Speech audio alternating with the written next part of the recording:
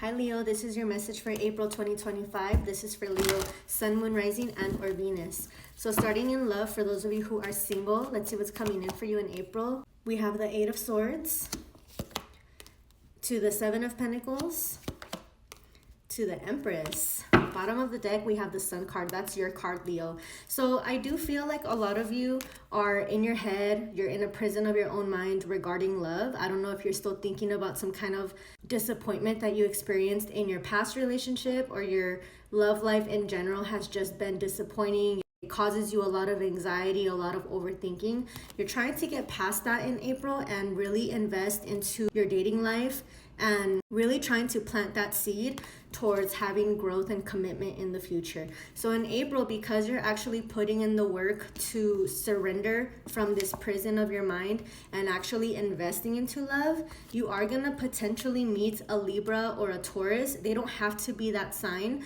but it's gonna be somebody that you will nurture a connection with and have growth and expansion in the future. Okay, underneath the card we have the Knight of Wands and the King of Wands. So a lot of you are feeling very passionate and confident in April, and that's why you're gonna meet somebody, because you're getting out of this kind of energy. That's gonna help you in April. All right, what about for those of you who are in a relationship? We have the Hermit card, to the Temperance card, and the Ten of Wands. Bottom of the deck, we have the Two of Pentacles.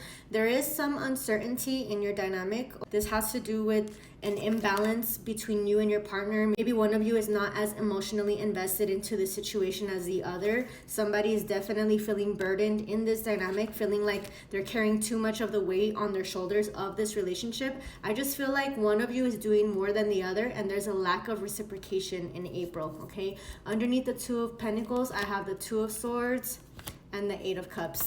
So a lot of you could decide to walk away towards more happiness, okay? Because Eight of Cups has to do with leaving something or someone, or walking away from something that no longer serves you. With all the Two energy, that has to do with indecision, being uncertain about what to choose or how to handle the situation.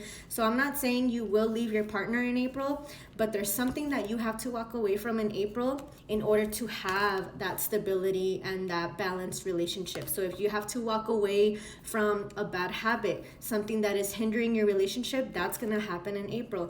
If you have to walk away from the person completely, then that's gonna happen in April. Regardless, you guys are letting go of something that's no longer serving your dynamic. What about for your career? We have the Ten of Swords, to the Knight of Cups, to the Magician.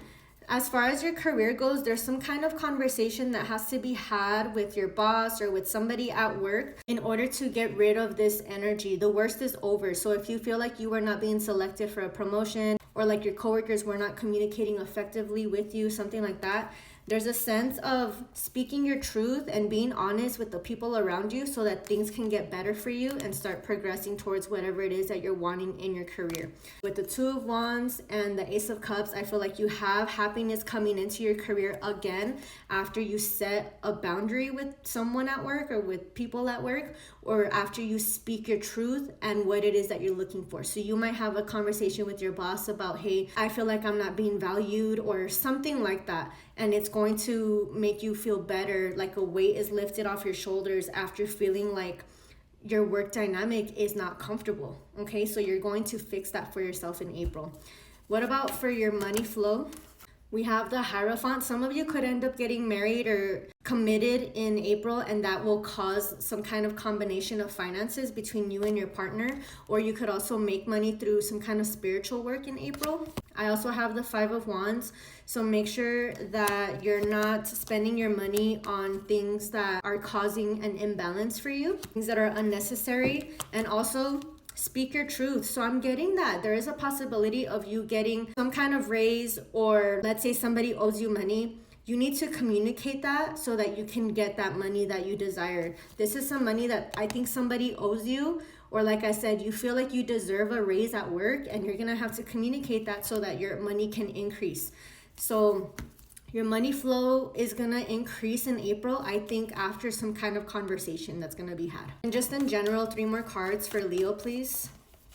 We have the Three of Pentacles. So this talks about collaboration. So you're going to have a lot more collaboration in April. You're going to be speaking a lot more to people around you to set boundaries or to communicate whatever it is that you want, to bring in more balance.